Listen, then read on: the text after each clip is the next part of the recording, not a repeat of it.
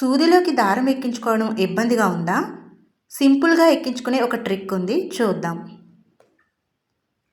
ఇలా పేపర్ తీసుకోండి. ఇలా ఒక చిన్న పేపర్ తీసుకుని ఇలా ఫోల్డ్ చేసుకోండి. ఇలా ఫోల్డ్ చేసుకుని ఈ చివరన షార్ప్గా ఉండేలా కట్ చేసుకోండి. దారాన్ని ఇలా మిడిల్లో పెట్టుకోండి. ఇలా మిడిల్లో ఉండేలా చూసుకుని పెట్టుకోండి. ఇలా పెట్టుకున్న తర్వాత ఇప్పుడు సూది బెజ్జంలోకి